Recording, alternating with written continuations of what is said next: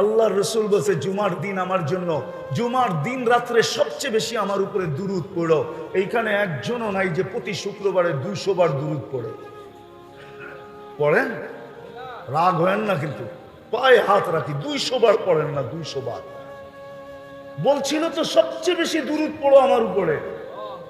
রাগ হয় না, পায়ে হাত রাখি, আপনার বিরুদ্ধে না আমি, আমাকে বিরুদ্ধে মনে করেন না, আমি কাউকে খোঁচা দিতে আসি নাই, পায়ে হাত রেখা বলতেছি 200 বার দুরূদ পড়েন না শুক্রবারে। হায় হায় হায় হায় উম্মত, মিজবুল সিরাতের পাশে ছুটা যাবেন, উম্মত পার হইতে না পারলে দুরুদের গাঠটি মাথায় দিয়া পার করায় দিবেন। এই জন্যই তো বলছিলেন আমার উপরে দুরূদ পড়ো। পয়সা যখন যাবে তো দৌড়াবেন, দুরুদের গাঠটি নিয়ে আইসা মাথায় দিয়া পার করায় দিবেন।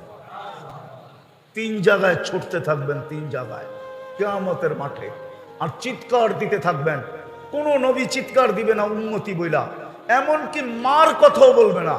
আল্লাহর রসুল বলছে কান্নি আনজুরু মুসা, আমি কিয়ামতের দৃশ্য দেখতেছি, মুসা আলাইহিস সালামের মতো নবী মুতালাফফিফুন বি উমুদিল আরশ, আরশের খুঁটি ধরে চিৎকার দিতেছে আর বলতেছে রব্বি লা আসআলুকা উম্মি, আজকে মাকে চাই না, ওয়ালা উখতি, আমার বোনকেও চাই না, আসআলুকা নাফসি, আমাকে বাঁচান।